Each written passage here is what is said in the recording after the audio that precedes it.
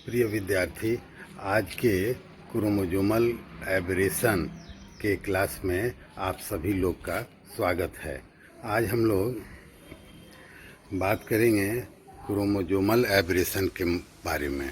Chromosomal aberration का मतलब यह होता है कि वैसे तो सामान्य तौर से क्रोमोसोम की संख्या और संरचना किसी स्पेसीज के लिए फिक्स होती है, जो वही उसमें रहती है, पर विभिन्न कारणों से ऐसा देखा गया है कि क्रोमोसोम के संरचना और उसके संख्या में सामान्य से परिवर्तित स्वरूप हो जाता है, विचलन पाया जाता है और इसी को क्रोमोसोमल एबरेशन कहा जाता है। यह संरचना में भी हो सकता है और यह संख्या में भी हो सकता है और इसके आधार पे हम इसे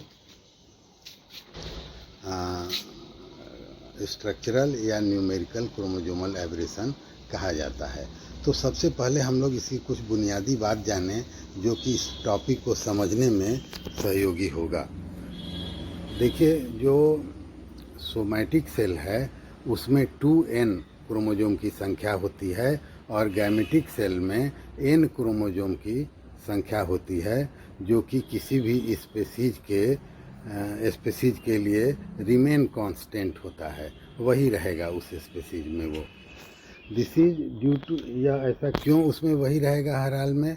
क्योंकि मियोसिस और माइटोसिस सेल डिवीज़न की प्रक्रिया बहुत प्रिसाइजली एक्यूरेटली होती है। जब गैमेट फ्यूज करेंगे, जाइगोट बनाएंगे, फिर मियोसिस होगा, क्रोमोसोम की संख्या रिड्यूस हो जाएगी, तो एक बार डबल हो गया, दूसरे बार हाफ हो गया, तो इस प्रकार से वह कॉन्स्टेंसी मेंटेन रहती है। अब हम लोग जाने कि होमोलोगस क्रोमोसोम क्या होते हैं। एक ही कैरेक्टर है, जैसे आँख नाक कान, तो इसके लिए जो क्रोमोसोम किसी के शरीर में आएंगे वह फादर के भी साइड से आएंगे और मदर के साइड से भी आएंगे।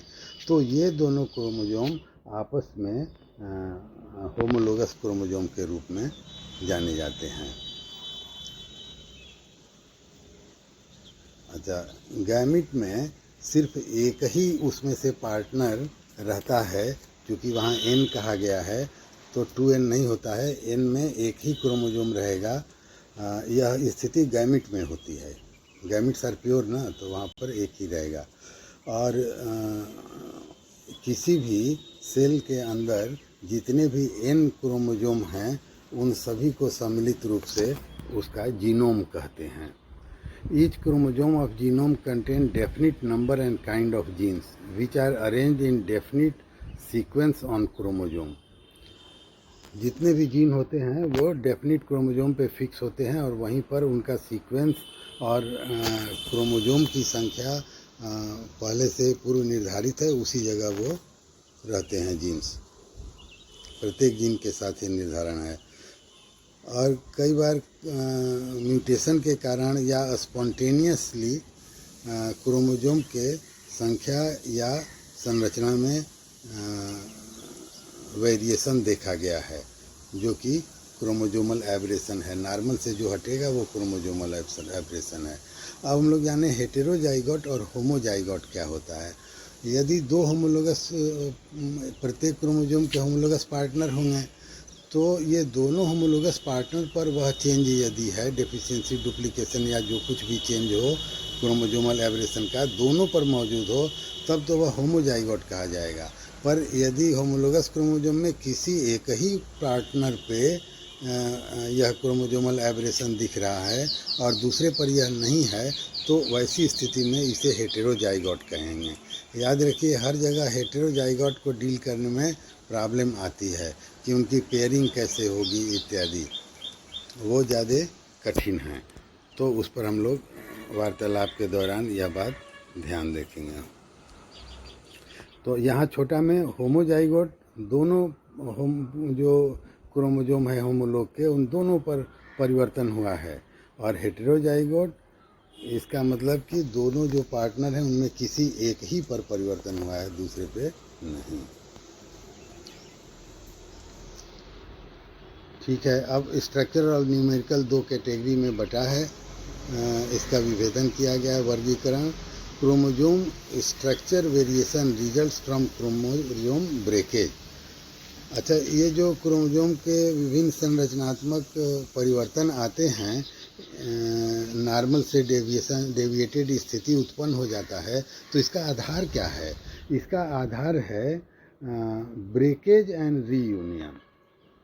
क्रोमोसोम का पार्ट ब्रेक कर रहा है और फिर वो यूनाइट कर रहा है, और मज़े की बात यह है कि यूनाइट करने के समय में वह स्वेच्छाचारी हो जा रहा है, जहाँ से ब्रेक हुआ है वहीं नहीं यूनाइट कर रहा है, उसके बजाय दूसरे स्थान पर यूनाइट हो रहा है।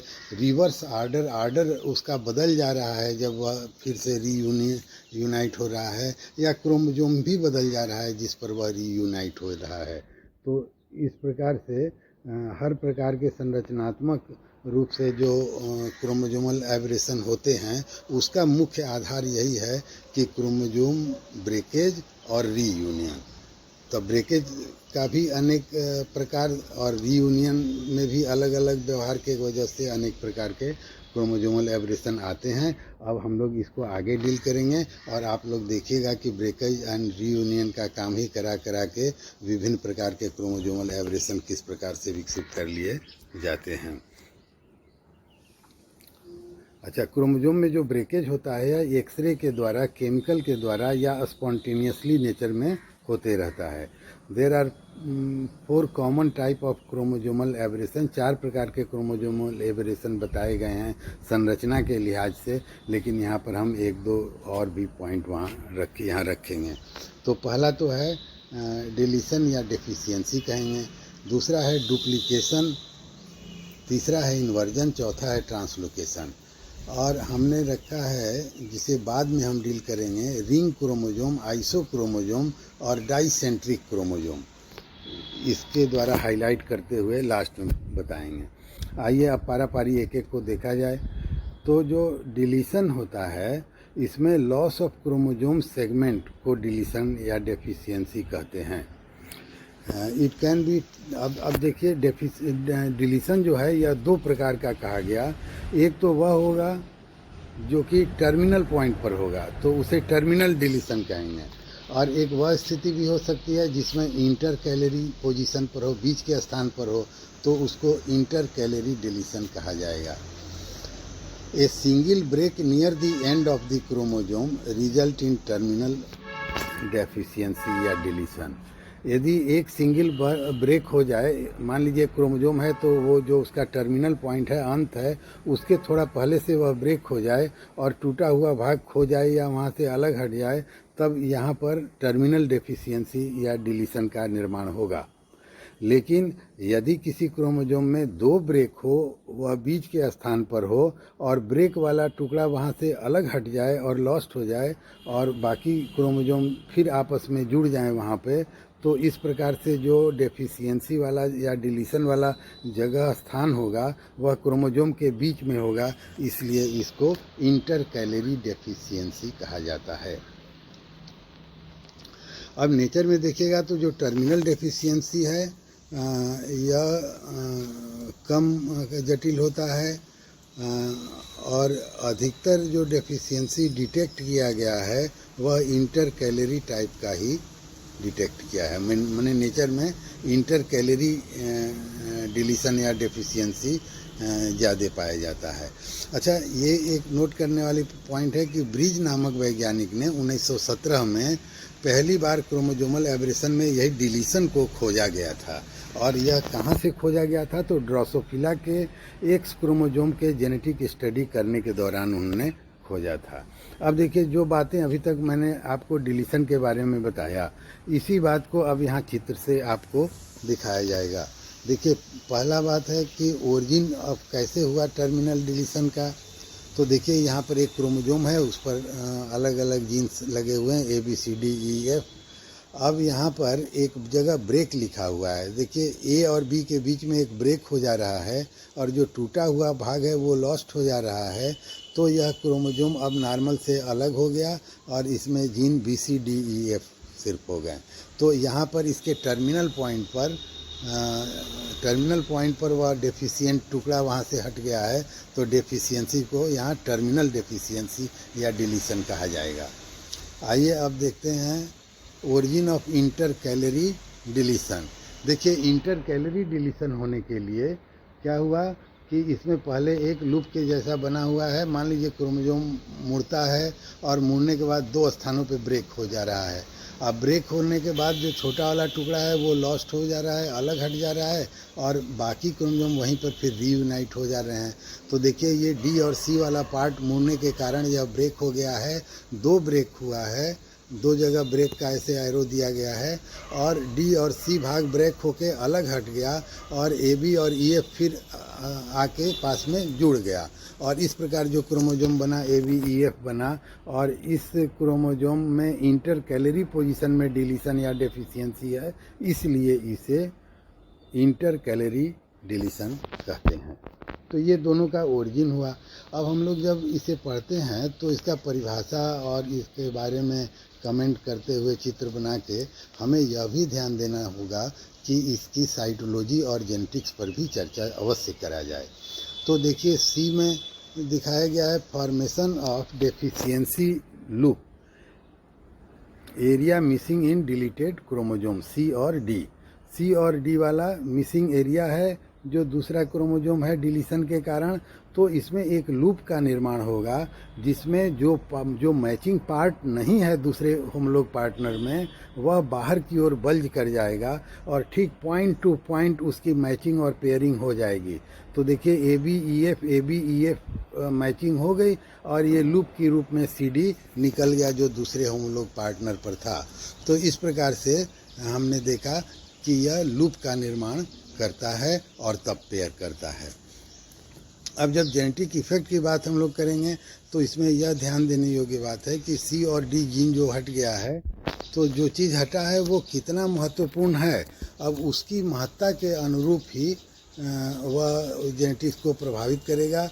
मान लीजिए कि एक प्लांट है, उसमें क्लोरोफिल का जीन सी था, तो क्लोरोफिले वाला जीन यदि उसमें डेफिशिएंट हो गया और वो अलग से उस प्रकार के गैमिट के ही साथ फ्यूज करके डेफिशिएंट कंडीशन वाला ही निर्माण कर दिया, डिप्लॉयड भी, तो वैसी स्थिति में आप देखेंगे कि वह प्लांट नहीं जी पाएगा।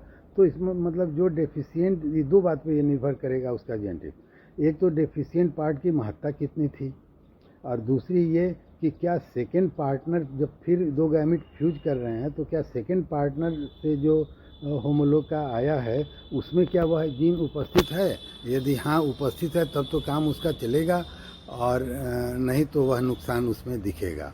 अच्छा, काम चलेगा का क्या मतलब है? यहाँ पर काम चलेगा तो एक विशिष्ट स्थिति आती है जिसमें एक ही होमोलॉग पे एलील है और दूसरे होमोलॉग के उस खास वाले भाग पे मैचिंग एलील नहीं है। तो ऐसी स्थिति में यदि रिसेसिव भी वहाँ पर जीन रहेगा तो वह जीन अपने आप को एक्सप्रेस कर लेगा, क्योंकि उसे सप्रेस करने वाला कोई नहीं है। तो इसे स्यूडो डोमिनेंस का घटना का जन्म इससे होता है, इसे स्यूडो डोमिनेंस कहते हैं। अब आइए हम लोग देखिए डुप्लीकेशन पे विचार किया जाए। Presence of an additional chromosome segment, chromosome में ही कोई एडिशनल क्रोमोसोम सेगमेंट यदि आ गया नॉर्मल से एडिशनल, तो इसे डुप्लीकेशन कहा जाएगा। 4 प्रकार के डुप्लीकेशन बताए गए हैं: tandem duplication, reverse tandem duplication, displaced duplication और ट्रांसलोकेशन डुप्लीकेशन।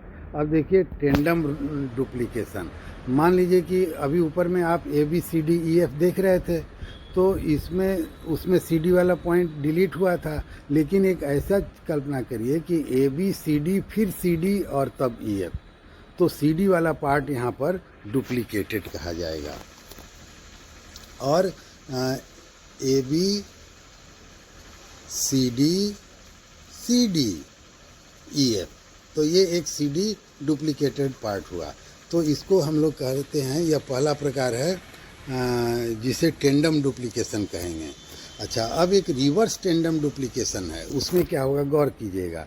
ए बी, उसके बाद सी डी के बाद फिर सी डी था, तो वो नहीं, सी डी के बाद डी सी, जो दूसरा डुप्लीकेटेड पार्ट है उसका ऑर्डर चेंज कर गया है, रिवर्स हो गया है, वह सी डी के बजाय डी सी हो गया। तो अब हो गया A B C D D C E F, तो सी डी और फिर दूसरा डी सी डुप्लीकेटेड पार्ट, ठीक है। तो ये जब हो जाएगा तो इसको रिवर्स टेंडम रिपीट कहेंगे। और तब तीसरा है डिस्प्लेस्ड डुप्लीकेशन। इसमें जो डुप्लीकेटेड पार्ट है वह एक स्थान से ब्रेक होके उसी स्थान पे फिर नहीं जुड़ रहा है, वह उसी क्रोमोसोम पर या दूसरे क्रोमोसोम पर कहीं और जाके जुड़ जा रहा है, तो उसको डिस्प्लेस्ड डुप्लीकेशन कहेंगे। यदि उसी क्रोमोसोम पर कहीं और जाके जुड़ जा रहा है, ठीक है, तब तो वो डिस्प्लेस्ड डुप्लीकेशन है। और उसी में मान लीजिए कि एक क्रोमोसोम पर से टूटा, एक नंबर क्रोमोसोम से अब 5 या 6 नंबर वाले होमोलोग पर के पार्टनर पर जाके किसी जगह जुड़ गया, तो जब इस प्रकार से होगा कि वो दूसरे क्रोमोसोम पर जाके जुड़ रहा है, तब उसको कहेंगे आप ट्रांसलोकेशन डुप्लीकेशन। जैसा कि नाम से भी स्पष्ट है, दो प्रक्रिया अपना रोल अदा कर रहा है, दूसरे का भी झलक उसमें मिल रहा है। क्रोमोसोम का सेगमेंट एक पर से टूट के जब दूसरे पर चला जाएगा तो उसको ट्रांसलोकेशन कहते हैं। लेकिन यहाँ पर ऐसा नहीं हो रहा है, यहाँ पर एक डुप्लीकेटेड पार्ट है और वो पार्ट किसी और जगह जाके जुड़ जा रहा है, तो इसलिए इसे कहेंगे डुप्लीकेशन ही, पर इसे ट्रांसलोकेशन डुप्लीकेशन कहेंगे।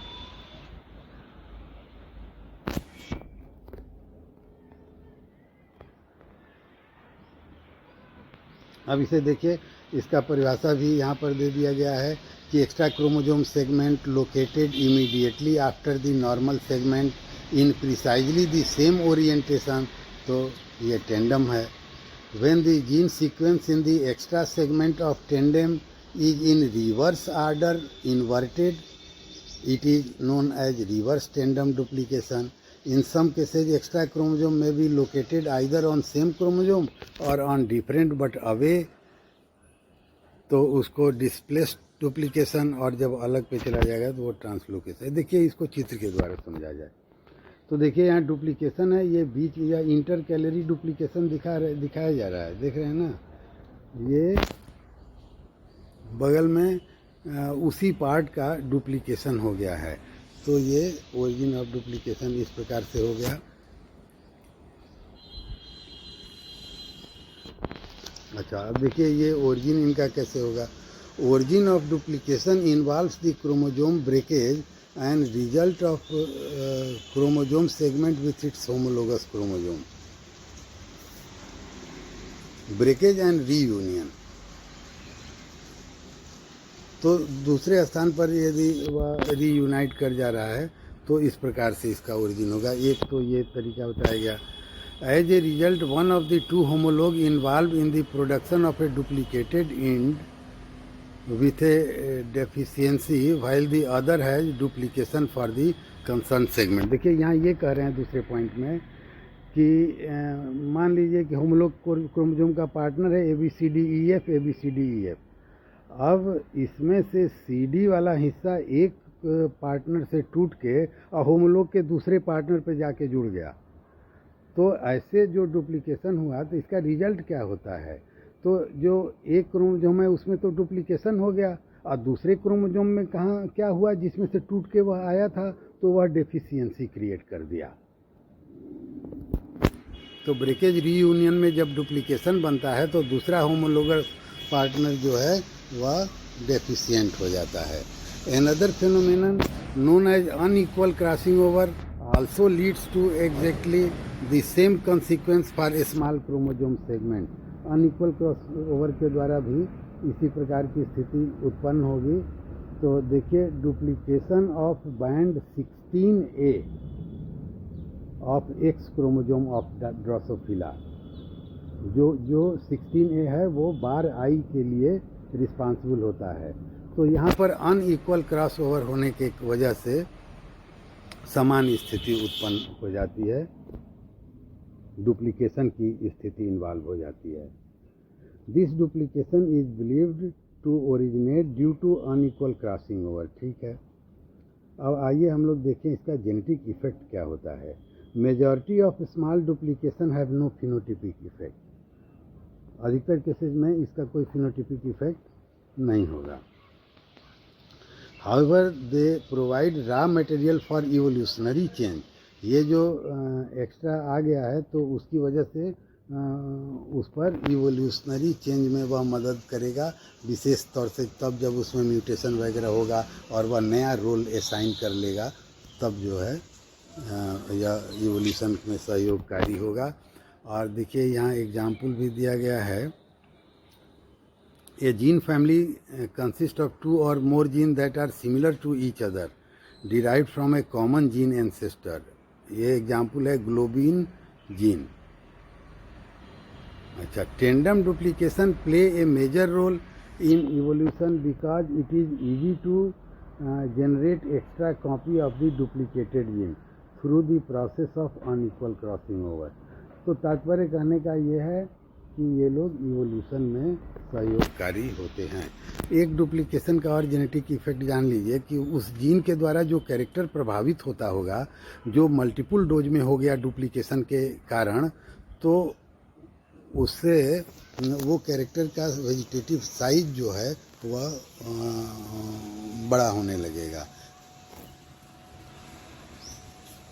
आइए अब हम लोग इन्वर्जन पर विचार किया जाएगा। इन्वर्जन में सबसे पहले आपको यह ध्यान देना है कि एक क्रोमोसोम जो है वो 2 ब्रेक उसमें होते हैं, और वो ब्रेक इंटर कैलरी पोजीशन में ही होगा, और होने के बाद वह 180 डिग्री से रोटेट कर जाएगा, और रोटेट करने के बाद रीयूनाइट हो जाएगा।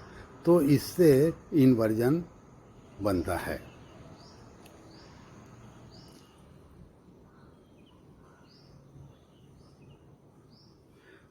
तो 3 घटना इसमें हुई कि 2 स्थान से टूटा और रोटेट कर गया 180 डिग्री से, और उसके बाद फिर वह जुड़ गया, तो यह इन्वर्जन कहा जाएगा। तो होता क्या है कि जब 180 डिग्री से रोटेट करता है तो उसका ऑर्डर बदल जाता है। जैसे कि मान लीजिए पहले जैसे वही एग्जाम्पल ABCDEF ये है, और इसमें C और D वाला स्थान से ब्रेक हुआ, ब्रेक होने के बाद 180 डिग्री से घूम गया, तो ये DC हो गया, ठीक है ना। ABDCEF हो गया, क्योंकि ये ऑर्डर रिवर्स हो गया। तो ये है इन्वर्जन।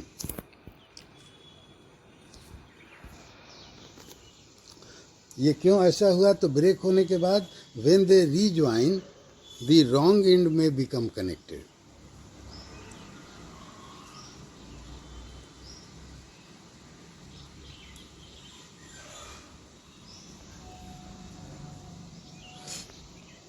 अब देखिए ये जो इन्वर्जन है यह यहाँ पर दिया गया है। देखिए पहला बात तो है कि 2 जगह ब्रेक हो रहा है। ब्रेक होने के बाद बीच वाले चित्र में देखिए यह इन्वर्ट कर जा रहा है, माने रोटेट कर जा रहा है 180 डिग्री से, और फिर ज्वाइन कर जा रहा है। तो इसके वजह से यहाँ पर रिवर्स ऑर्डर को आप यहाँ अच्छे से देख सकते हैं, ये इन्वर्जन है। अच्छा, अब इसमें यह भी सोचा जाता है कि इसमें सेंट्रोमियर है कि नहीं। जो पार्ट इन्वर्ट हुआ, इन्वर्जन में जो पार्ट सम्मिलित हुआ, वह पार्ट के अंदर सेंट्रोमियर है कि बाहर है। अंदर यदि सेंट्रोमियर है तो उसे पेरीसेंट्रिक इन्वर्जन कहते हैं, और यदि सेंट्रोमियर उसके बाहर में है तो उसको पैरासेंट्रिक कहते हैं, पैरासेंट्रिक इन्वर्जन।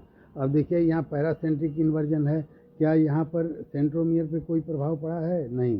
सेंट्रोमियर जहाँ है उससे आगे का हिस्सा में इन्वर्जन का कार्य हो रहा है। इसका मतलब inverted part does not include centromere, और यह हो गया paracentric inversion. Inverted part do not include centromere, तब ये हो गया पैरासेंट्रिक। अच्छा, इन्वर्जन के केस में पेयरिंग कैसे होगा? तो इसमें भी लूप बनता है।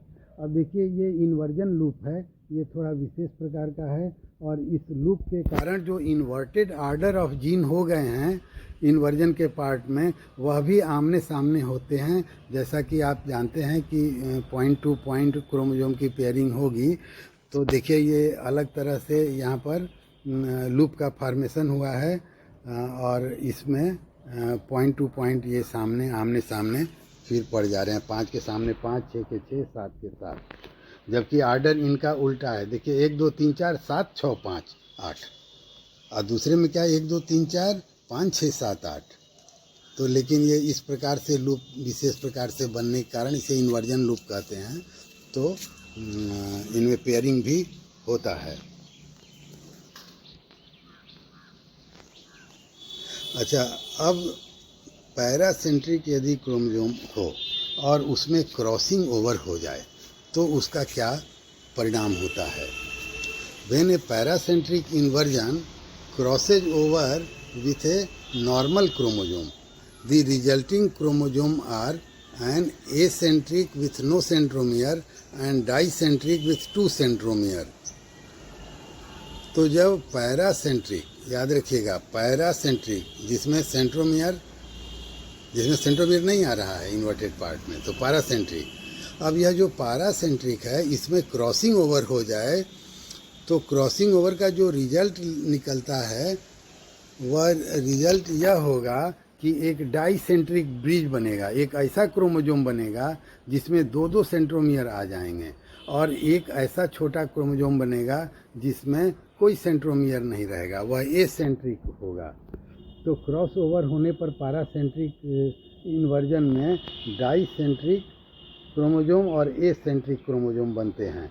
यह एसेंट्रिक जो क्रोमोसोम होता है ये तो लॉस्ट हो जाएगा सेंट्रोमियर नहीं रहने की वजह से, और डाइसेंट्रिक जो क्रोमोसोम है यह भी बड़ी परेशानी क्रिएट करता है सेल डिवीजन के दौरान। जब दोनों अलग अलग पोल पर जाना है तो दोनों सेंट्रोमियर स्पिंडल फाइबर से जुड़ के अलग अलग दिशा में खींचते हैं और वह बीच में रह जाएगा, तो यह उस प्रक्रिया में प्रॉब्लम क्रिएट करता है।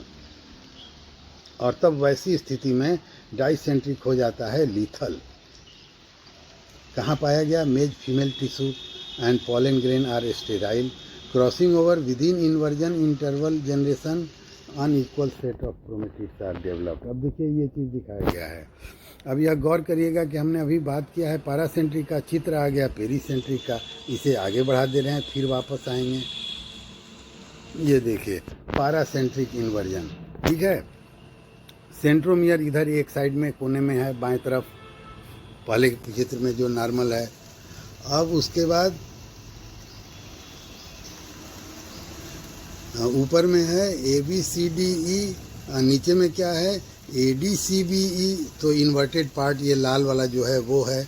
अब यहाँ यह पेयरिंग हुआ और देखिए पेयरिंग में क्रॉसओवर के बाद जो रिजल्ट आया, ये दाहिने तरफ ये नीचे वाला जो चित्र है, तो एक देखिए 2 सेंट्रोमियर वाला एक बड़ा सा बहुत बड़ा पार्ट ये क्रोमोसोम का हो गया, तो यह डाइसेंट्रिक क्रोमोसोम है। और एक अंदर में इसी के दोनों आर्म के अंदर में एक छोटा सा क्रोमोसोम दिखाया गया है, तो वह एसेंट्रिक है, उसमें सेंट्रोमियर नहीं है।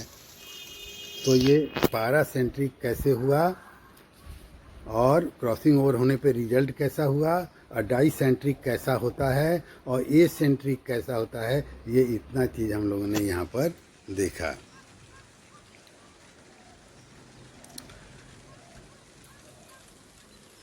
हम लोग पेरीसेंट्रिक की ओर बढ़े। चलिए पहले चित्र से ही देख के हम लोग आगे बढ़े कि जब पेरीसेंट्रिक क्रोमोसोम है तो उसकी क्या विशेषता है।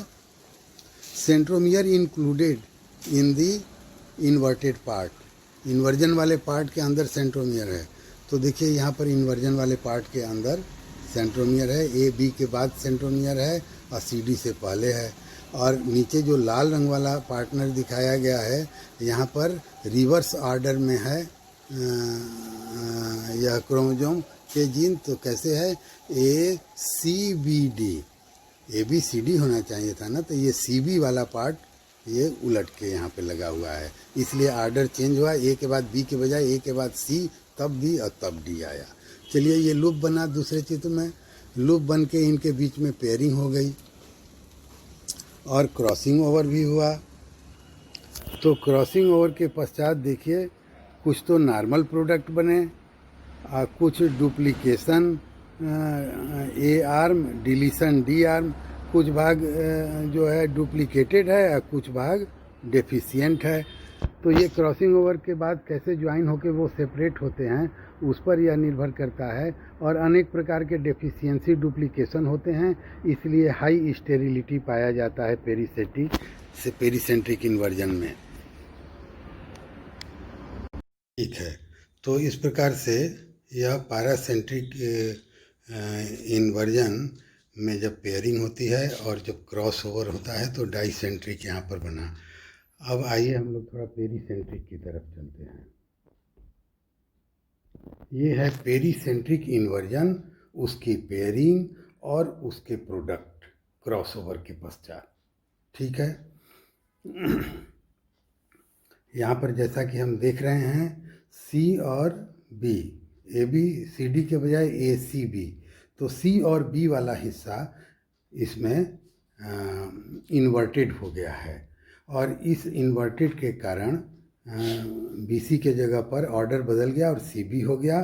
चूँकि इन बी और सी के बीच में सेंट्रोमियर है इसलिए यह पेरीसेंट्रिक इन्वर्जन है।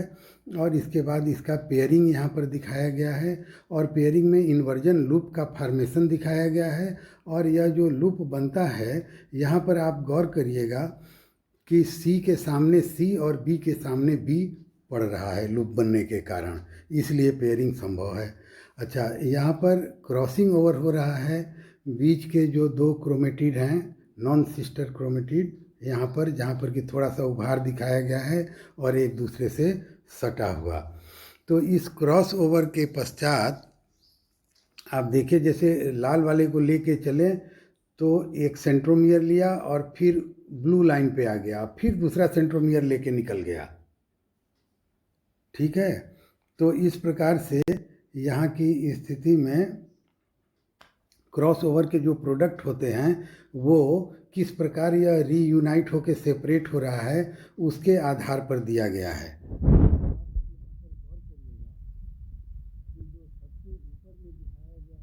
माइटोसिस मियोसिस 2 के अंत में तो ए बी सी डी है, यह तो नॉर्मल प्रोडक्ट है। और दूसरा है ए बी सी ए आ गया क्रॉस ओवर में जब रीयूनाइट होके सेपरेट हुआ तो यहाँ पर आप क्या देख रहे हैं, गौर करिए। जो दूसरा वाला है डुप्लीकेशन ए आर्म डिलीशन डी आर्म। अब देखिए यहाँ पर भी चार तो हैं, ए बी सी, फिर ए आ जा रहा है डी के बजाय, तो डी के लिहाज से ये क्या हो गया, डिलीशन हो गया क्योंकि डी इसमें नहीं है।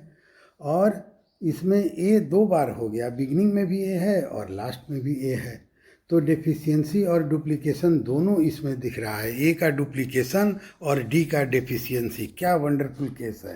एक ही क्रोमोसोम जो है उसमें एक पार्ट का डेफिशिएंट हुआ और उसी के जगह पर दूसरा पार्ट आ गया जो कि डुप्लीकेटेड हुआ। तो गौर करिएगा दो बार ए है और डी का कहीं पता नहीं है, तो डी के लिहाज से यह डेफिशिएंट हो गया और ए के लिहाज से यह डुप्लीकेट हो गया। अब देखिए उसके नीचे वाले चित्र में duplication D arm and deletion A arm. तो इसमें जो ऊपर वाला पार्ट है तीसरे नंबर पर जो आ रहा है उसमें क्या आप देख रहे हैं कि डी है, बी है, सी है और फिर डी है, ए नहीं है। ठीक है, तो ए के लिहाज से ये क्या हुआ, डेफिशिएंट हो गया, और डी के लिहाज से क्या हुआ, डुप्लीकेटेड हो गया क्योंकि डी दो बार है, शुरू में भी है और अंत में भी है। और उसके नीचे वाले में कम से कम ऑर्डर चाहे जो हो, कम से कम इतना स्पष्ट है कि चारों के चारों जीन यदि मान लिया जाए ABCD को तो चारों के चारों प्रेजेंट है, ना यह डेफिशिएंट है और ना यह डुप्लीकेटेड है। पर यह नॉर्मल भी नहीं है क्योंकि ABCD नहीं है क्रम से, तो यह इन्वर्जन प्रोडक्ट है। तो देखिए दो पार्टनर को हमने दोनों में दिखाया कि एक एक पार्टनर जो हैं वह ऊपर वाला में ए का डुप्लीकेशन डी का डिलीशन और नीचे वाले में डी का डुप्लीकेशन और ए का डिलीशन, माने उसी को रिवर्स हो गया है। और जो सबसे लास्ट वाला ये लाल रंग का जो है यह इन्वर्जन प्रोडक्ट है। क्यों इन्वर्जन प्रोडक्ट है, क्योंकि नॉर्मल ABCD नहीं है, DBCA है, पर डेफिशिएंसी डुप्लीकेशन इसमें नहीं है। तो इस प्रकार से जब जेनेटिक प्रभाव की बात करेंगे तो जो गैमिट बनेंगे उसमें ढेर सारे गैमिट इसके स्टेराइल हो जाएंगे बिकॉज ऑफ डुप्लीकेशन और डिलीशन का। ए दो बार है और डी नहीं है, तो इससे डी का काम तो पूरा होगा नहीं। तो इस प्रकार से इन्वर्जन में भी high degree of deletion duplication के कारण एक गैमेटिक स्टेरिलिटी देखी जाती है।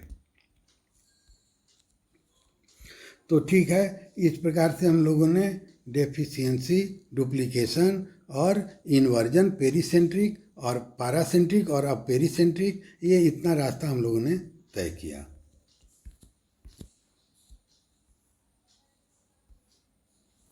थोड़ा पेरीसेंट्रिक का लिखा भी एक बार देख लें।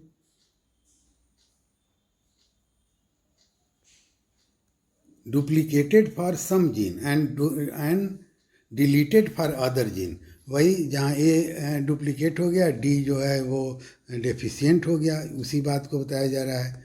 अच्छा, इसके कारण ढेर सारे एन्यूप्लॉयड के सीरीज बनेंगे। अब एन्यूप्लॉयड क्या है, आगे चल के हम लोग को आएगा सामने जब न्यूमेरिकल क्रोमोसोम बनाएंगे। यहाँ पर आप एक बात ध्यान रखिएगा कि इन्वर्जन एक तो क्रॉस ओवर सप्रेसर होता है, बड़ी हाई पॉइंट है, और दूसरा पॉइंट यह है कि इन्वर्जन के द्वारा पेरीसेंट्रिक इन्वर्जन में जब डेफिशिएंसी और क्रॉस ओवर होता है तो डेफिशिएंट एंड डुप्लीकेंट जो गैमिट बनेंगे वो गैमिट आगे चल के दूसरे नॉर्मल गैमिट से भी फ्यूज करेंगे तो नाना प्रकार के एन्यूप्लॉयडी का निर्माण करेंगे। अच्छा, अब पेरीसेंट्रिक इन्वर्जन की जब बात हो रही है तो यह बात भी ध्यान रखने योग्य है कि the only offspring that survive are those that did not have cross over. ठीक है, इन्वर्जन हो गया, चलिए कोई बात नहीं है, पेरीसेंट्रिक इन्वर्जन हो गया, पर उनमें यदि क्रॉस ओवर नहीं हुआ है तो वो इंडिविजुअल वो सर्वाइव कर जाएंगे।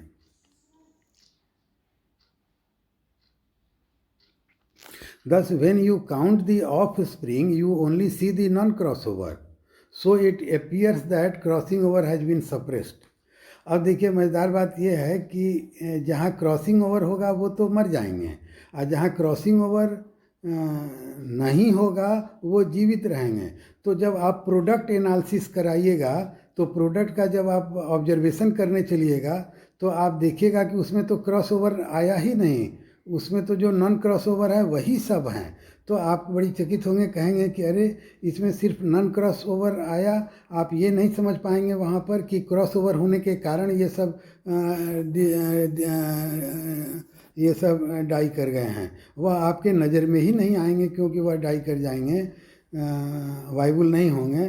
तो वैसी स्थिति में आप जो भी उसका प्रोजेनी देखेंगे वही आपको दिखेगा जहाँ क्रॉस ओवर नहीं हुआ है पेरीसेंट्रिक इन्वर्जन में। तो इसकी वजह से चूँकि वहाँ ऑब्जर्व क्रॉस ओवर फॉर्म नहीं हो पाता है, इसलिए लोग यह कहते हैं कि inversion, pericentric inversion is a cross over suppressor, क्योंकि क्रॉस ओवर का रिजल्ट नहीं आया। एक्चुअल रियलिटी भले चाहे जो हो, जो अब हम लोग जानते हैं कि वो लीथल होने के कारण वो डाई कर जाते हैं, इसलिए क्रॉस ओवर वाले फॉर्म नज़र नहीं आ पाते हैं ऑब्जर्वेशन में। Crossing over within inversion interval generates unequal set of chromatid. Inversion prevent generation of recombinant offspring. recombinant offspring genotype, ठीक है, वो मर जाते हैं तो वो दिखते नहीं हैं, इसलिए लोग कह रहे हैं इरोनियसली कि वो प्रिवेंट करता है क्रॉसिंग ओवर।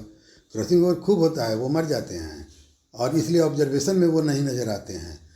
और तब इस ऑब्जर्वेशन के आधार पे जो स्टेटमेंट दिया गया है वो ये कि इन्वर्जन जो है वो क्या करता है, क्रॉसओवर सप्रेसर का यहाँ काम कर रहा है। Only parental chromosome will produce normal progeny after fertilisation.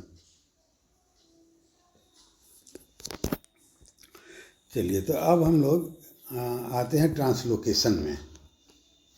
Integration of a chromosome segment into a non homologous chromosome is known as translocation.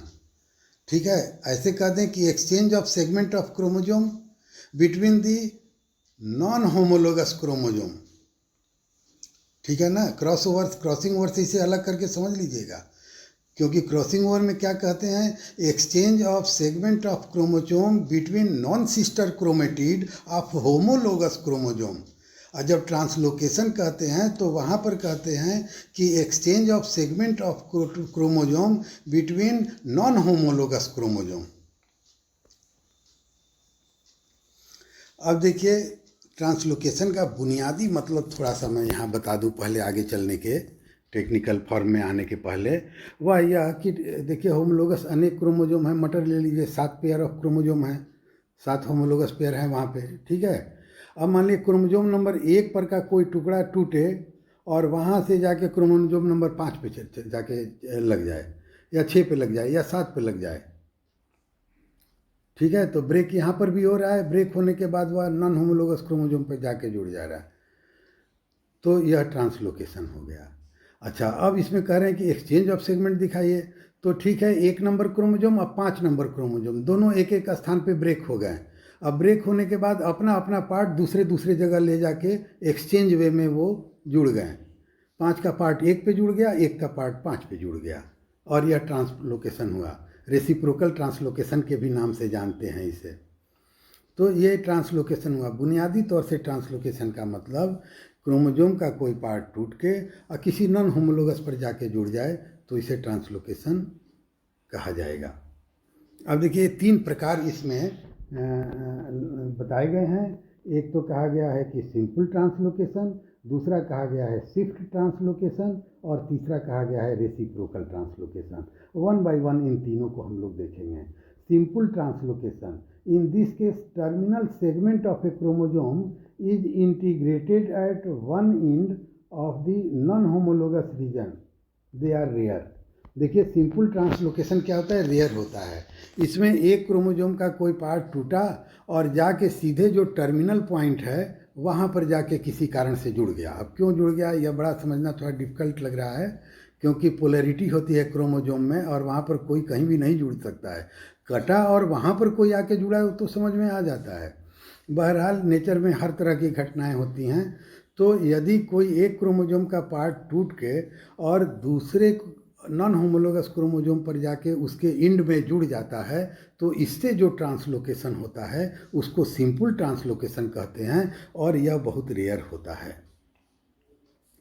Shift translocation, in an intercalary segment of chromosome is integrated within a non-homologous chromosome। अब देखिए इसमें ये कह रहे हैं कि उसमें तो टर्मिनल भाग एक क्रोमोजोम का टूट के दूसरे के टर्मिनल भाग पे जाके जुड़ गया, तो ये क्या हुआ, ये हुआ सिंपल ट्रांसलोकेशन।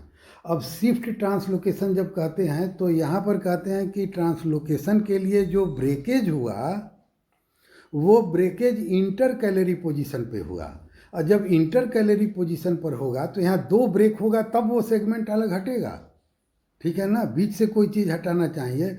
मान लीजिए हमारे हाथ को आप केहूनी के पास से काटना चाहें दोनों ओर थोड़ा थोड़ा लेके, तो एक कट करेंगे तो काम नहीं चलेगा, 2 बार कट करना पड़ेगा, एक आगे की तरफ केहूनी के, एक पीछे की तरफ, तब यह एक टुकड़ा निकलेगा, ठीक है।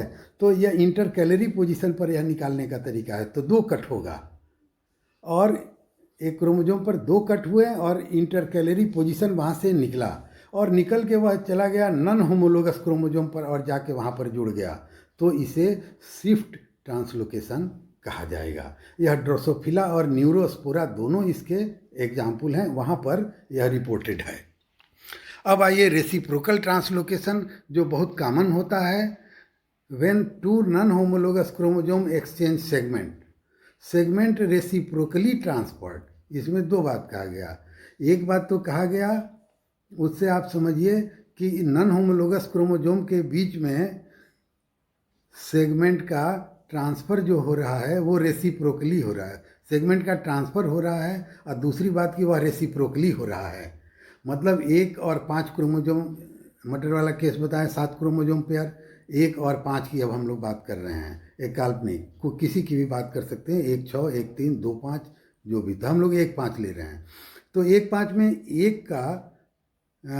एक में भी ब्रेकेज हुआ, 5 में भी ब्रेकेज हुआ, ठीक है। अब 5 का जो पार्ट था वो वहाँ से चलता हुआ 1 पर आके जुड़ गया, और 1 पर का जो ब्रोकन पार्ट था वो जाके 5 पर उसी जगह जुड़ गया। तो यह म्यूचुअल या reciprocal exchange of segment of chromosome हो गया। 1 और 5 नॉन होमोलोगस हैं, तो नॉन होमोलोगस क्रोमोजोम पे म्यूचुअल या reciprocal exchange of segment of chromosome हुआ, तो इसे रेसिप्रोकल ट्रांसलोकेशन के नाम से जाना जाएगा। क्या एग्जाम्पल है इसका, तो रोहियो है, ओइनोथेरा है, ट्रेडेस्केंसिया है। In reciprocal translocation, two non homologous chromosome exchange genetic material, okay, usually generate so called balance translocation. इससे वह बैलेंस ट्रांसलोकेशन क्रिएट करता है। इसको रेसिप्रोकल ट्रांसलोकेशन को के इस प्रकार के घटना को बैलेंस ट्रांसलोकेशन भी कहा जाता है। यूजुअली विदाउट फिनोटिपिक कंसीक्वेंस, चूँकि उसमें ही वह क्रोमोजोम है, खाली क्रोमोजोम अलग अलग है, सेगमेंट कोई लॉस नहीं हुआ, कोई डेफिशिएंसी डुप्लीकेशन नहीं, यहाँ के बजाय वो वहाँ के क्रोमोजोम पर जाके जुड़ गया, वहाँ वाला यहाँ पर आके जुड़ गया, ठीक है। तो यह जो घटना है विदाउट फिनोटिपिक कंसीक्वेंस कहा जा रहा है। Although can result in A position effect. अब इसमें पोजीशन इफेक्ट पर यह शो करेगा। मान लीजिए यह यदा कदा ऐसा होता है कि कुछ क्रोमोसोम के पार्ट यदि एक प्लेस पे हैं तो वहाँ पर वह जो प्रभाव एग्जर्ट कर रहे हैं, यदि अपने स्थान से हट के दूसरा जगह पर वो रह रहे हैं तो वो मॉडिफाइड अपना स्वरूप दिखा रहे हैं। तो इसको पोजीशन इफेक्ट कहा जा रहा है। जब एक पर वह क्रोमोसोम सेगमेंट था तो जो इफेक्ट दिखाता था, जब 5 पर वह चला गया तो वहाँ पर वह पोजीशन इफेक्ट के कारण कुछ अपना परिवर्तित स्वरूप दिखा रहा है। तो position effect can be seen. यह रेसिप्रोकल ट्रांसलोकेशन की बात चल रही थी। अब देखिए यह चित्र के द्वारा दिखाया जा रहा है ट्रांसलोकेशन। अब देखिए पहला चित्र देखिए एकदम बाएं तरफ ऊपर में, तो यहाँ पर एक नॉर्मल केस है। अच्छा, दाहिने तरफ जब देखिए तो इसी नॉर्मल वाला में एरो नहीं दिया है, पर आप थोड़ा सा अपना गौर करिए यहाँ पर कि इन दोनों, एक देखिए छोटा वाला है, एक बड़ा वाला है, तो ये नॉन होमोलोगस क्रोमोसोम है, ये तो पक्का हुआ। अब दोनों में एक एक टुकड़ा होते हैं और बड़े वाले का टुकड़ा छोटे वाले से और छोटे वाले का टुकड़ा बड़े वाले से जुड़ गया। तो आप दाहिने तरफ देखिए, तो दाहिने तरफ जो बना यह केस जो है ये बैलेंस ट्रांसलोकेशन कहा जाएगा, ठीक है ना। अब देखिए, अब इस बैलेंस ट्रांसलोकेशन जो रेसिप्रोकल ट्रांसलोकेशन कहते हैं, एक का 5 पे चला गया, 5 का 1 पे चला गया, छोटा बड़ा यहाँ पर है 1 और 5 के बजाय, तो ये एक दूसरे पे हो गए। तो एरो मार्क दे के उसे मुझे बताना था। तो आप समझ लीजिए कि बाएं तरफ जो है वो normal chromosome, normal non homologous chromosome दिखाया गया, और जो दाहिने तरफ दिखाया गया है इसमें रेसिप्रोकल एक्सचेंज हो गया है एक छोटे पार्ट का। तो देखिए मिश्रित स्वरूप में दोनों हैं, तो यह बैलेंस ट्रांसलोकेशन है क्योंकि रेसिप्रोकल एक्सचेंज हो रहा है। अब देखिए एक तीसरा केस नीचे में दिखाया गया है, तो एरो दोनों ओर से आ रहा है, ठीक है ना। तो एरो जो बाएं तरफ से आ रहा है वह तो एक पार्टनर उसका यहाँ चला आया, ठीक है। अब दूसरा पार्टनर यहाँ से आना चाहिए था उसी के बगल से, तो फिर यह नॉर्मल से नॉर्मल बनता, पर यहाँ से नहीं आया। अब वो कहाँ से आ रहा है, जो बैलेंस ट्रांसलोकेशन था, रेसिप्रोकल ट्रांसलोकेशन का छोटा वाला भाग, वो चला आया यहाँ पर और यह एक ग्रुप बना लिया। तो यहाँ पर बड़ा और छोटा का जो ग्रुप बना, देखिए इसमें कई विभिन्नता आ गई है। क्या आ गई है कि जो ब्लू कलर वाला पार्ट है वो वहाँ पर डुप्लीकेटेड फॉर्म में छोटे वाले पर मौजूद है, तो वो एक्स्ट्रा उतना पार्ट हो गया, और जितना भर वो एक्स्ट्रा है उतना भर हिस्सा इसका गायब है, उस पर मौजूद नहीं है, ठीक है ना।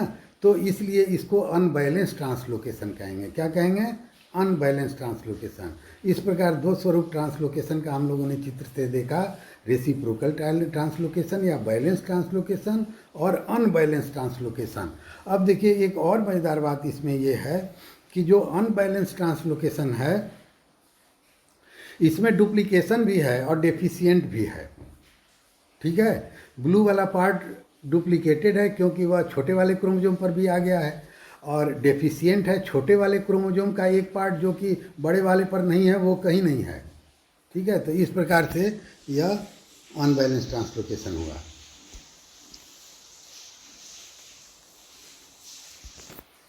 यहाँ पर और सरल स्वरूप में जो पीछे बताया गया था बैलेंस के लिए कि ए और बी क्रोमोसोम है, बड़ा और छोटा, अब दोनों में एक एक कट हो रहा है टर्मिनल पॉइंट पे, और टर्मिनल पॉइंट पे कट होने के बाद ये रेसिप्रोकल एक्सचेंज हो जा रहा है। तो यह बैलेंस ट्रांसलोकेशन का अलग से एक चित्र देख लिया।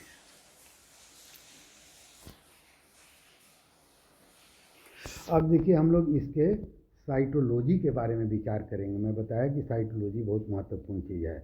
याद करिए, रिमाइंड मैं करा रहा हूँ, गौर करिएगा कि चाहे वह डेफिशिएंसी हो, चाहे वह डुप्लीकेशन हो और चाहे वह इन्वर्जन हो, तीनों के केस में लूप का फॉर्मेशन होता है जिसके द्वारा कि पेयरिंग संभव हो पाता है।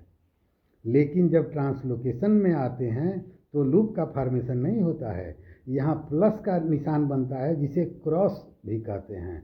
क्रॉस का निशान बनता है, प्लस का निशान कहिए। अभी हम लोग चित्र से इसे देख लेंगे। In simple translocation the transfer of genetic material occur in only one direction. These are also called unbalance translocation. ठीक है, unbalance translocation are associated with phenotypic abnormality और इवन लिथेलिटी। क्यों अनबैलेंस में अभी ऊपर बताया था, तो क्या इसमें हुआ है, अनबैलेंस ट्रांसलोकेशन जब रहेगा तो डेफिशिएंट और डुप्लीकेट भी हो जाएगा, तो इसलिए यहाँ पे एबनॉर्मेलिटी भी होगी, फिनोटिपिक और लिथेलिटी भी हो सकती है। एग्जाम्पल क्या है, डाउन सिंड्रोम होता है। इसमें होता क्या है डाउन सिंड्रोम में कि majority of chromosome 21 is attach to chromosome 14। Chromosome 21 का एक बड़ा पार्ट टूट के जाके क्रोमोजोम 14 पे जुड़ जाता है। Individuals carrying balanced translocation have greater risk of producing gametes with unbalanced combination of chromosome.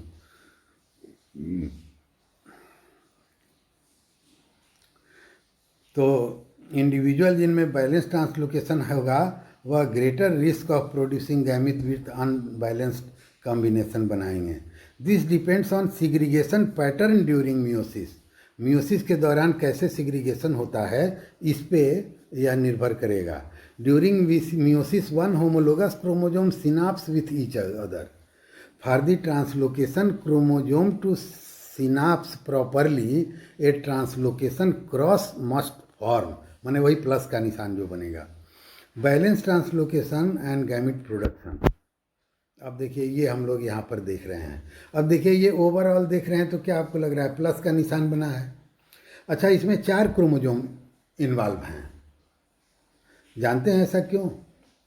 क्योंकि होमोलोगस पेयर में 2, 1 और 5 नॉन होमोलोगस क्रोमोजोम के बीच ट्रांसलोकेशन होगा। तो जब रेसिप्रोकल ट्रांसलोकेशन जहाँ हो जाएगा वहाँ पर आप क्या पाएंगे कि चारों क्रोमोजोम में कुछ न कुछ हिस्सा आइडेंटिकल हो गया ट्रांसलोकेशन की वजह से। ठीक है, तो ट्रांसलोकेशन की वजह से चारों में देखिए आइडेंटिकल हैं। तो जब प्लस के फॉर्म में इनको अरेंज कर रहे हैं तो देखिए रेड से रेड जुड़ा है, रेड से रेड जुड़ा है, ब्लू से ब्लू जुड़ा है, ब्लू से ब्लू जुड़ा है। अब ये चारों क्रोमोजोम आके यहाँ पर प्लस बनाते हैं। तो जानते हैं पेयरिंग पॉइंट टू पॉइंट होता है, तो माने जहाँ समानता रहेगा वहीं पेयरिंग होगी। तो अब चारों क्रोमोजोम में कुछ न कुछ समानता है, तो अपने अपने समानता की जगह पर ये आके जुड़ गए हैं। इस प्रकार से इनकी पेयरिंग होती है। अच्छा, पेयरिंग के बाद 3 तरीका होते हैं जिसमें कि ये अरेंज होके सेपरेट होते हैं दोनों पोल की ओर। एक को कहा जाता है अल्टरनेट सिग्रीगेशन, दूसरे को कहा जाता है एडजेसेंट 1 सिग्रीगेशन और तीसरे को कहा जाता है एडजेसेंट 2 सेग्रीगेशन। अब देखिए इनमें जब सिग्रीगेशन हो रहा है तो फर्स्ट विथ फोर्थ 1 और 4 एक और आ गया, ठीक है, और सेकेंड और थर्ड आ गया दूसरे में। तो अब देखिए 4 क्रोमोजोम हैं, तो अब आपको ये सोचना है कि जब पोल पर दोनों जाएंगे तो 1, 2 एक तरफ जाएगा, 3, 4 एक तरफ जाएगा, कि 1 और 3 एक तरफ जाएगा, 2 और 4 एक तरफ जाएगा, कि 1 और 4 एक तरफ जाएगा, 2, 3, माने इस तरह से करके 3 कॉम्बिनेशन है। अब थोड़ा सा गौर से इसे पढ़ा जाए।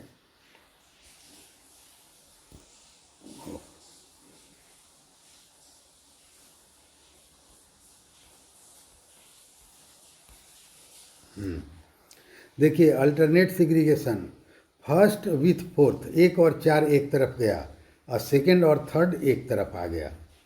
एडजेसेंट 1 सिग्रीगेशन, फर्स्ट और थर्ड आया एक तरफ और सेकेंड और फोर्थ दूसरी तरफ।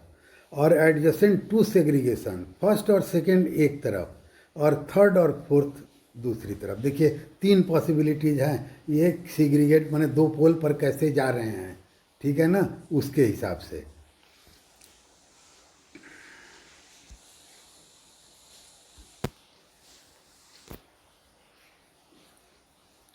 अब देखिए गैमेटिक कॉम्प्लेक्स क्या हो रहा है अल्टरनेट में, एडजेसेंट 1 में, एडजेसेंट 2 में।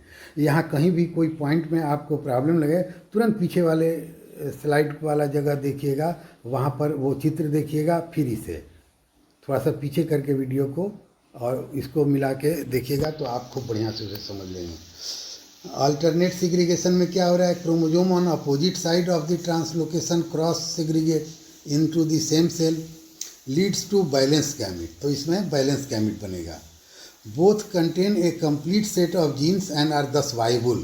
तब अब एक लाइन याद रखिए, अल्टरनेट सेग्रीगेशन जब ट्रांसलोकेशन में होता है तो बैलेंस गैमिट बनते हैं, मतलब ये सरवाइव करेंगे, वाइबल होंगे। क्यों कि both contain complete set of genes and are thus viable. तो आइए एक बार मैं खुद भी करके आपको दिखा दूं अभी जो मैं बोला। अब देखिए यहाँ पर ABCDEFGH एक है, और उसके बाद इन्हीं जीन को मैं खोजा जाए कि दूसरे वाले में कहाँ है, तो देखिए ABCDE अब दूसरे जगह पर है FGH, ठीक है। तो ABCDEFGH हो गया पूरा। और यहाँ पर देखिए 1 2 3 4 5 6 यहाँ है, और इसमें 1 2 और 3 एक पर है और दूसरे पे है 4 5 6, ठीक है। तो नॉर्मल और रेसिप्रोकल ट्रांसलोकेशन के बाद की स्थिति में आप देख रहे हैं कि खाली पोजीशनिंग की चेंज है, पर न तो कोई डेफिशिएंट है और न कोई डुप्लीकेटेड है। खाली ABCDE एक क्रोमोजोम पे पढ़ रहे हैं और FGH दूसरे क्रोमोजोम पे। और उसी प्रकार जब 1 2 3 देखेंगे तो 1 2 3 एक पर है और 4 5 6 दूसरे पे है, मतलब कोई डेफिशिएंट डुप्लीकेट नहीं है। और इसलिए सारे चूँकि जीन यहाँ उपलब्ध हैं, इसलिए ये एक ही साइड में ये आए हैं अल्टरनेट सेग्रीगेशन में।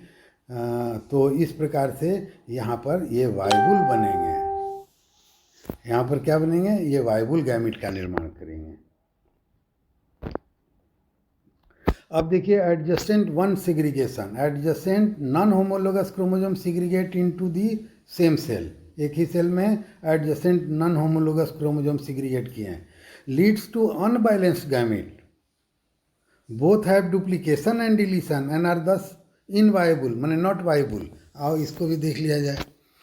ये क्या कहा गया, एडजेसेंट 1, ठीक है। अब देखिए ये एडजेसेंट 1 पे आप ध्यान दीजिए, तो देखिए ABCDEFGH और FGH चला आया इसमें, फिर तो ये डुप्लीकेटेड हो गया ना, इतना एक्स्ट्रा भाग आ गया। और 4 5 6 जो है यह आया पर 1 2 3 नहीं है, तो 1 2 3 के लिहाज से डेफिशिएंट है और FGH के आधार से यह डुप्लीकेटेड है। इसी तरह दूसरे वाले जगह पर देखिए कि ABCDE, तो कहाँ गया FGH, इसमें FGH नहीं है, और 1 2 3 आ गया, और 4 5 6 कहाँ गया, तो वो नहीं है। तो 4 5 6 1 2 3 4 5 6 दूसरे वाले साइड में है। तो ये इतना डेफिशिएंट और डुप्लीकेशन एंड डिलीशन, यह चारों के संदर्भ में डुप्लीकेशन एंड डिलीशन की तरह से यह दिखाई दे रहा है। तो इस प्रकार से यह नॉन वाइबल हो जाएगा।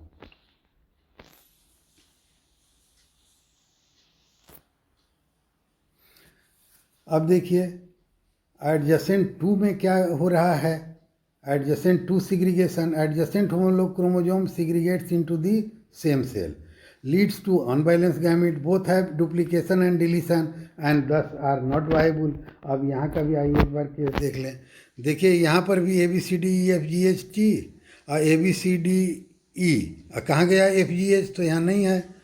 और इसी तरह बगल में अंक वाला नहीं है, तो यह भी दोनों डुप्लीकेशन एंड डिलीशन का केस प्रस्तुत कर रहे हैं, ये भी अनवाइबल है। तब अब यह कंक्लूजन आया हम लोग के पास कि जब अल्टरनेट डिसजंक्शन होगा या अल्टरनेट फॉर्म में आके सिग्रीगेशन होगा तो क्या होगा, वाइबल गैमेट बनेंगे।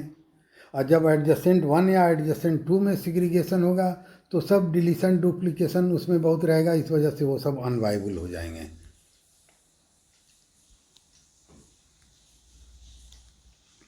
अच्छा देखिए, अब ओवरऑल कुछ इंपॉर्टेंट पॉइंट आपके सामने मैं रख रहा हूँ।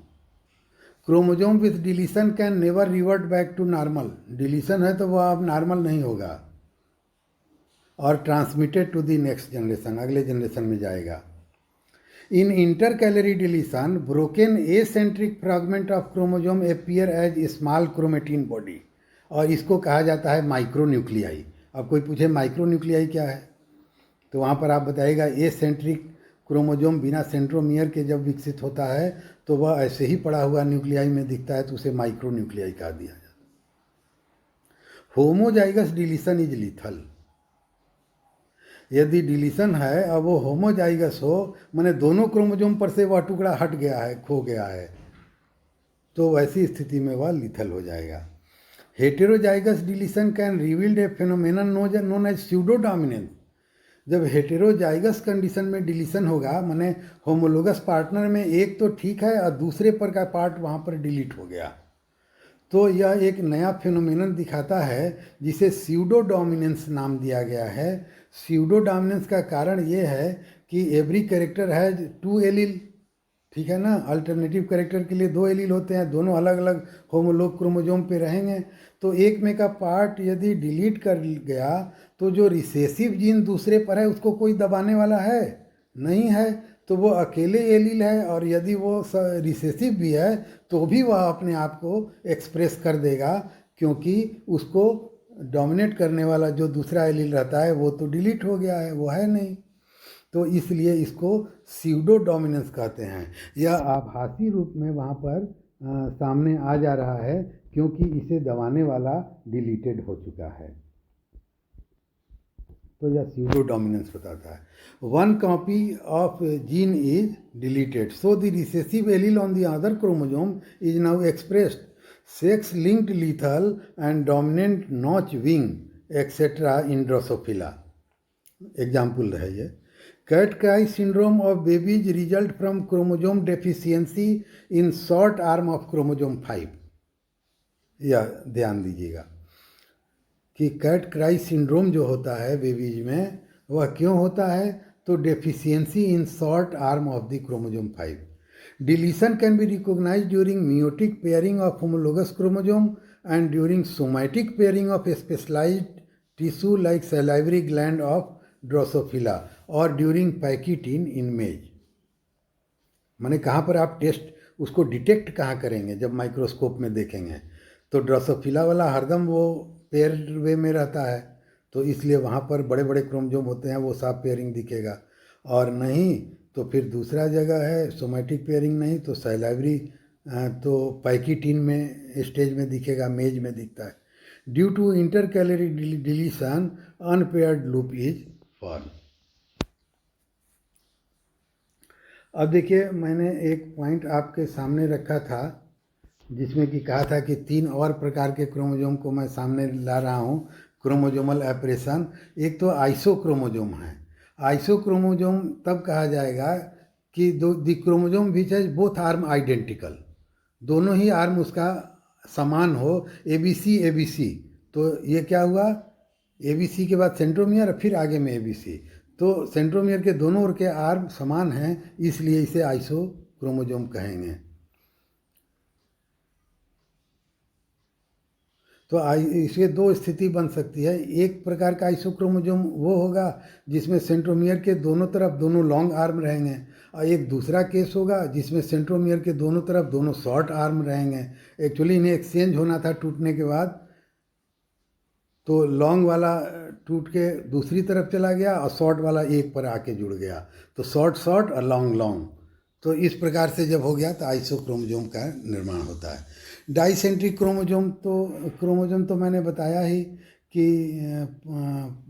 जब इन्वर्जन होता है तो उसमें 2 सेंट्रोमियर एक ही तरफ जब क्रॉस ओवर होता है, तो जब एक ही में यदि डाइसेंट्रिक एक ही साइड में दोनों सेंट्रोमियर आ जाते हैं रीयूनाइट होकर अलग होने के समय, तो डाईसेंट्रिक क्रोमोसोम का निर्माण बंद होता है। Dicentric chromosome result from abnormal fusion of two chromosome piece, each of which include a centromere. These structures are unstable and often involves a loss of some genetic material. अब देखिए इसी चीज़ को यहाँ क्रोमोसोम के चित्र से दिखाया गया है। अब देखिए यहाँ पर टूटा तो लॉन्ग लॉन्ग एक तरफ आया और शॉर्ट जो है एक तरफ आके यह जुड़ गया। तो इस प्रकार से यहाँ पर लास्ट कॉलम में डाईसेंट्रिक क्रोमोसोम बना। और ये वाला जो डिलीटेड जेनेटिक मटेरियल है, यह वाला जब आपस में जुड़ेगा, बड़ा वाला जो हिस्सा यहाँ दिख रहा है दूसरे वाले दाहिने वाले चित्र में के बीच वाले में, तो ये जब जुड़ेगा तो इसमें सेंट्रोमियर है ही नहीं, तो ये लॉस हो जाएगा आगे चल के। तो ये देखिए ये डाईसेंट्रिक क्रोमोसोम का निर्माण हुआ। तो ये हुआ डाईसेंट्रिक क्रोमोसोम। और यहाँ देखिए ये ब्रेक करके आइसोक्रोमोसोम कैसे बन रहे हैं ये दिखाया गया कि सेंट्रोमियर लेके छोटा वाला आर्म जो है टूट गया और आपस में जुड़ गया। सेंट्रोमियर एक ही इसमें आया तो दोनों छोटा वाले एक जगह हो गए, ये भी वाइबुल, और दोनों लंबे वाले आर्म एक जगह होंगे, ये भी वाइबुल। पर चेंज क्या हुआ कि क्रोमोसोम के दोनों आर्म छोटा छोटा बड़ा बड़ा, तो दोनों आर्म आइडेंटिकल है, तो ऐसे क्रोमोसोम को आइसोक्रोमोसोम कहते हैं। तो ये दोनों चीज चित्र से हो गया। अब देखिए ये रिंग क्रोमोसोम बताया जाएगा। Usually occur when a chromosome breaks in two place and the end of the chromosome arm fuse together to form a circular structure. The ring may or may not include the chromosome's constriction point. Centromere हो भी सकता है और नहीं भी हो सकता है. In many cases, genetic material near the end of the chromosome is lost. अब आइए इसे भी देख लिया जाए थोड़ा बड़ा करके। अब देखिए क्रोमोसोम में ब्रेक्स हुए हैं।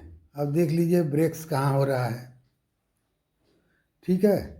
अब ब्रेक्स होने के बाद जो ये हिस्सा है यह डिलीट हो गया, डिलीटेड जेनेटिक मटेरियल हो गया, ये माने यहाँ से ये लॉस्ट हो गया, समझिए डिग्रेड हो गया। तो अब ये जो बचा हुआ पार्ट है, पहले में क्या दिखाया गया, एक क्रोमोसोम है उसमें दो अलग अलग जगह पे कट मार्क हो रहे हैं, ब्रेक हो रहे हैं।